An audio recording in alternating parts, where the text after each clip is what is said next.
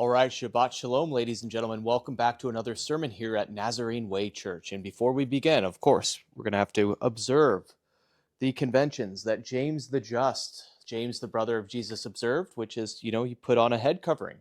And that's outlined in Leviticus. And, believe it or not, Jesus, he did not wear yarmulkes. That was invented around between the 3rd and 5th centuries. Like a lot of things were actually invented around the 3rd and 5th centuries, including, like Christianity, Catholicism, the New Testament, all of that stuff, which we're probably going to touch upon. And therefore, what we do here at Nazarene Way Church is we are on a mission to restore the 1st century Judean sect of the Nazarenes, the religion, the sect, the belief system of Jesus the Nazarene, and all of his followers who were Hebrews, who were Judeans. And we do that by just simply studying and looking into the early New Testament texts and early 1st century texts with a critical eye, and all of the surrounding texts. We are not individuals that subscribe to dogmatic, orthodox, pagan, and Hellenistic ideas and cultish ideas that were essentially instantiated in the medieval times. We are here to restore the original OG teachings of Jesus the Nazarene. And it's really quite simple what we believe. I've said it before, I'll say it again. Jesus said, "I did not come to abolish the Torah, the law, the Hebrew law, the Judean law. I came to fulfill it. Continue to observe the Sabbath." Believe it or not, maybe some of you should re-study and re-look at the 10 Commandments. What does it say? It says to observe the Sabbath, right? And the Sabbath took place on the 7th day, which is Saturday. It was not until the early Greeks and it kind of merged thanks to an individual named Paul, and they took on Sunday as being the Sabbath. However, Jesus, if he were alive today, would still observe the Sabbath on a Saturday, as according to the Torah. So anyway, what we're going to dive into today is a parable, the parable of the lost sheep.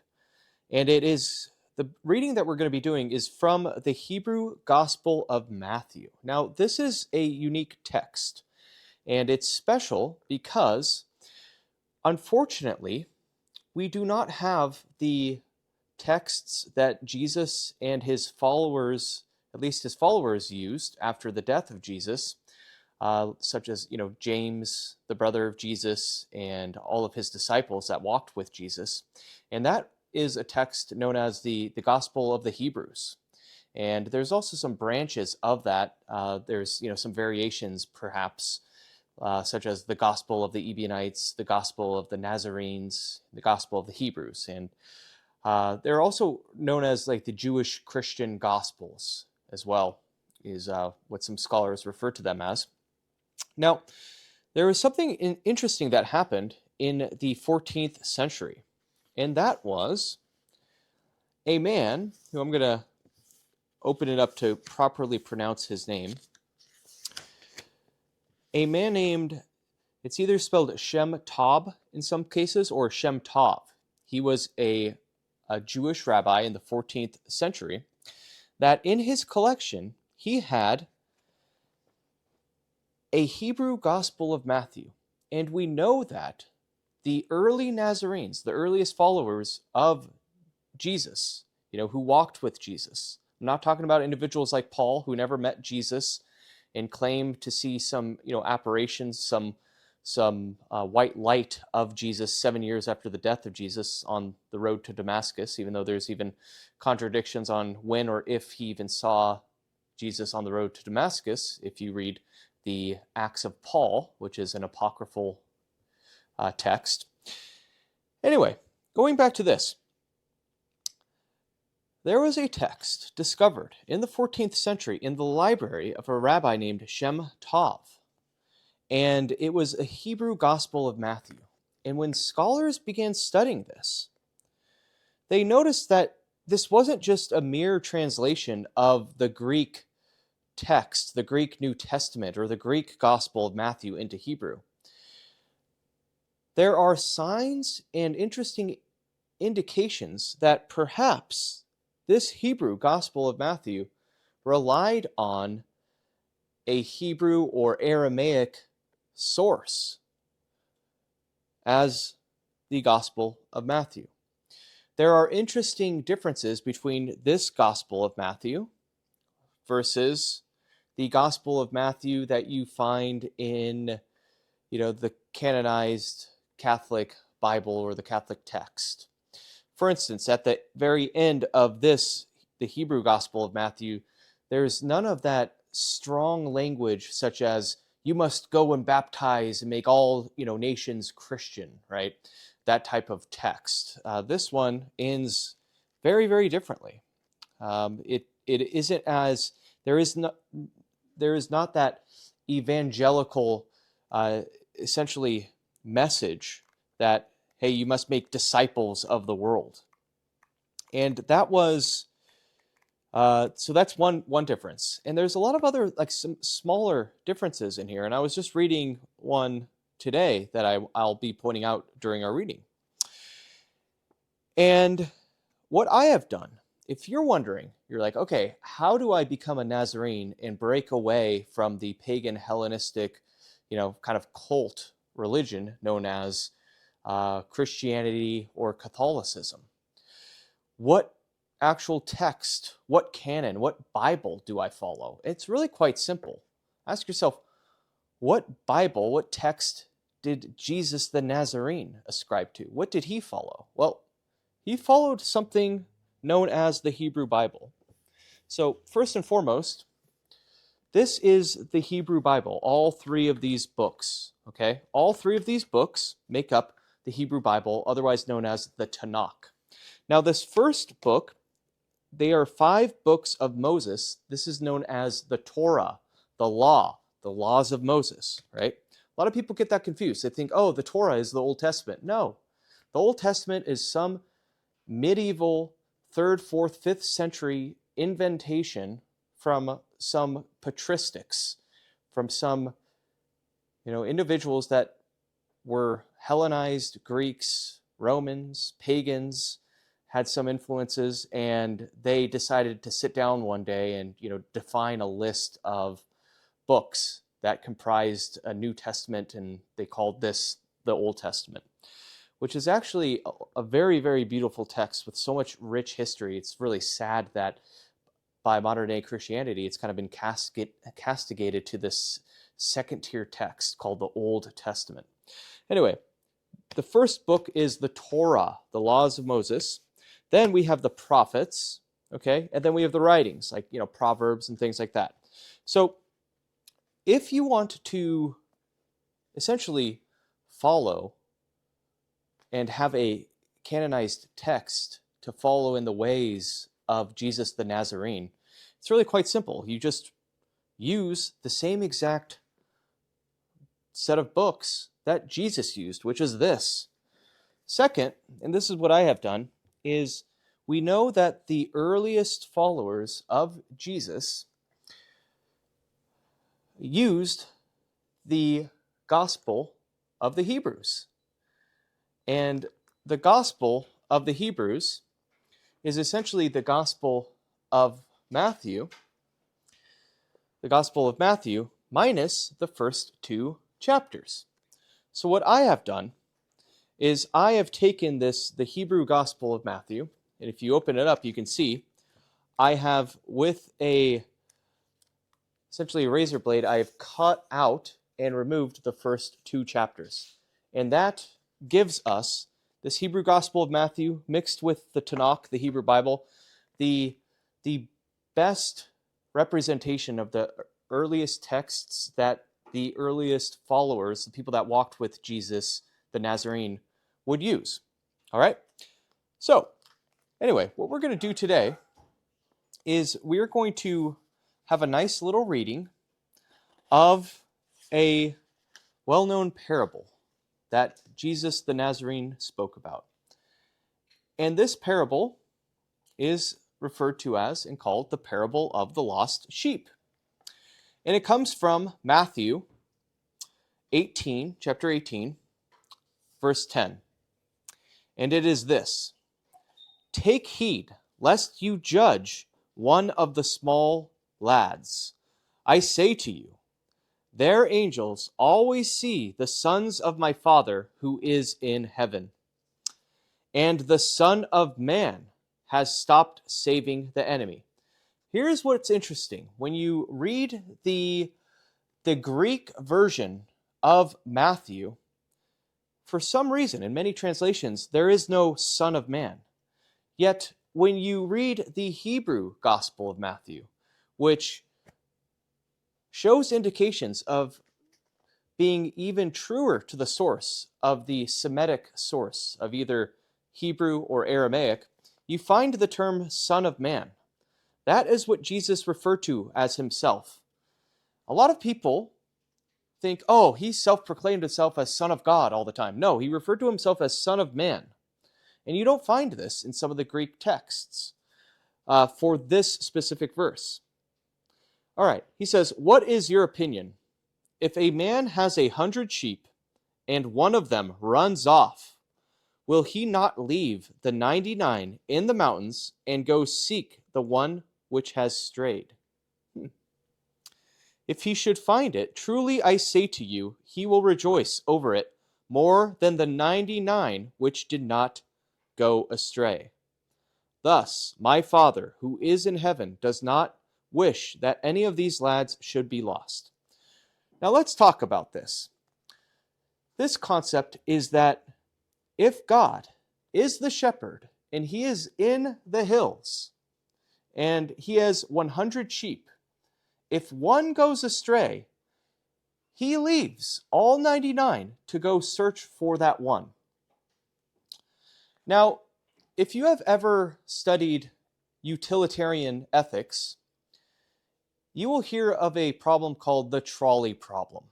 And that is, imagine if you were a trolley conductor and you could pull a lever and a trolley or a train was coming and it came to a fork and it could go either left or it could go to the right. And let's say it was going towards the left, but on the left there were 99 people laying down on the tracks, and on the right there was one person lying down on the tracks. Well, the utilitarian ethic problem is, what do you do? Do you do nothing and let the trolley or the train kill 99 people? Or do you essentially, do you do nothing and let the trolley, essentially kill, 99 people? Or do you do something, take action, and thereby pull the lever and thereby kill one person and divert the train to the right? What do? Well, the logical utilitarian argument says, well, of course, one person dead is better than 99 people dead. However, as Jesus outlined, the way God acts does not ascribe to some logical, philosophy class, ethical argument and a utilitarian ethic. God is above and beyond logic. God, as we've seen from the parable of the lost sheep, will leave his entire flock just to go and save one of his lost sheep, to put that sheep on his shoulders, to carry him away, and to express love. God is beyond any logical thought experiment that you want to throw at him. That is the message Jesus is trying to make. Think of another example. Think of if you were at Costco and you had one of your kids with you and you had two kids at home, and you get to the front line, the checkout line at Costco, and you realize, oh my gosh, I've lost my kid. What do?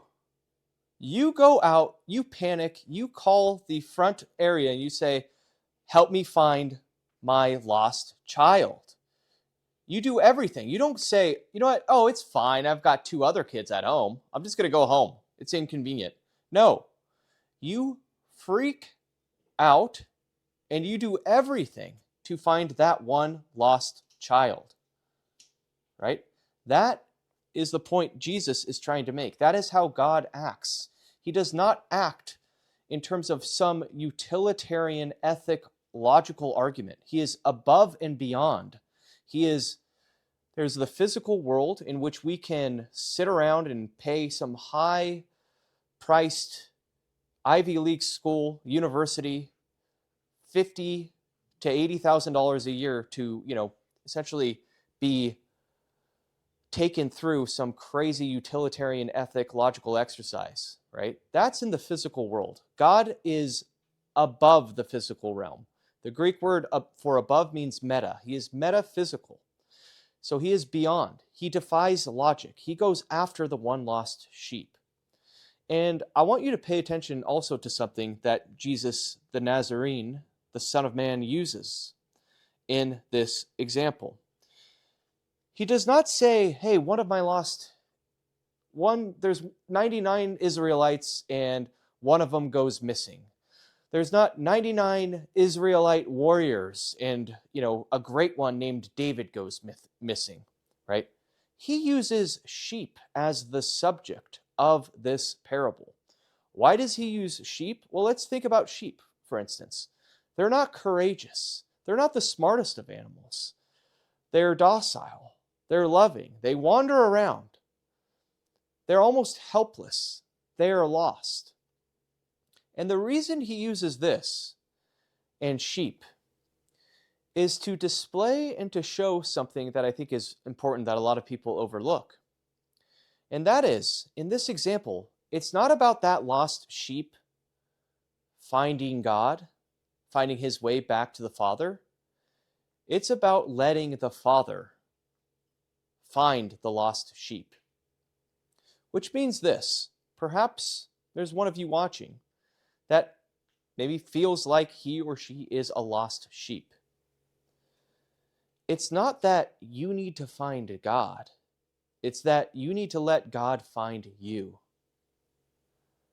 That is the point of this parable. I simply like to read these parables in the most purest source that there is. And it's not as convenient or fun to read the Hebrew Gospel of Matthew from the 14th century that was uncovered in the library of some Judean scholar and rabbi in the 14th century. It's not as fun as reading the New International Version or the new whatever version that, transforms the Bible into some colloquial TikTok style language.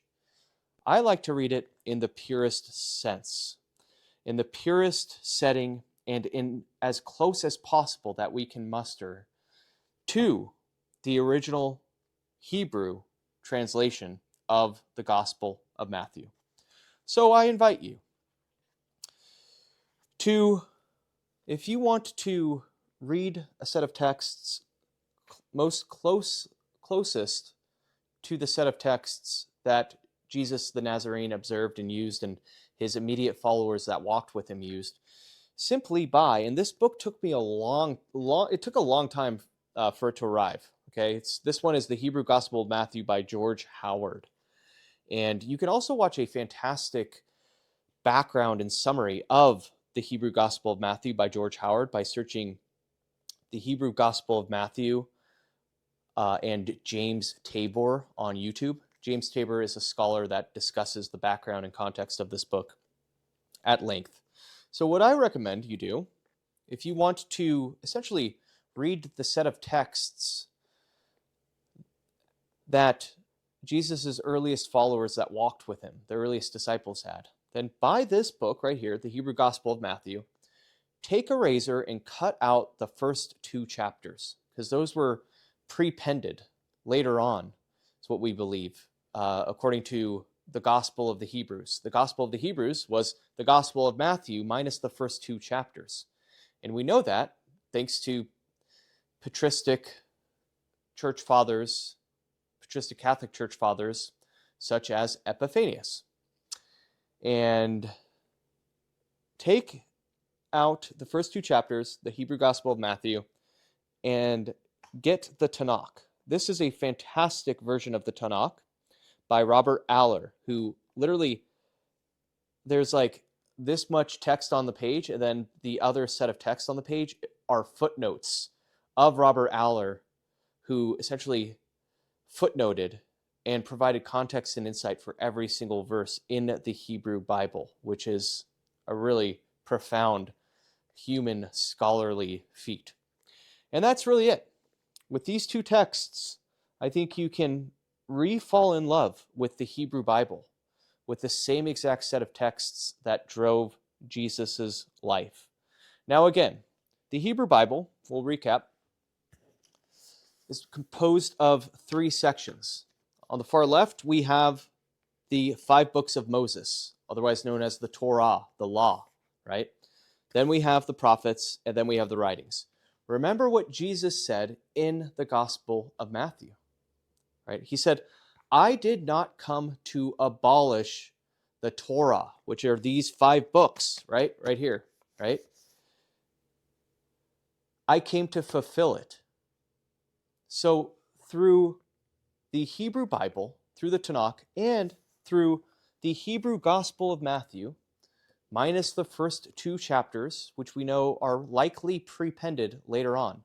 For instance, there was a misreading of Isaiah 7:14, wherein in the Greek version, it mistranslated the young woman as a virgin, like the Messiah is going to be born of a virgin. In actuality, it meant a young maiden.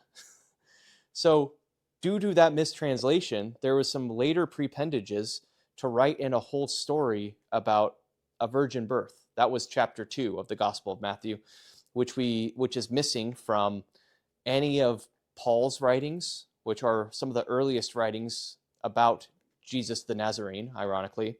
That whole story of the virgin birth is missing from the earliest written gospel, the Gospel of Mark. And I think actually the Gospel of the Hebrews and probably a list of sayings was written earlier than the Gospel of Mark. And then it's also missing from the Gospel of John, right?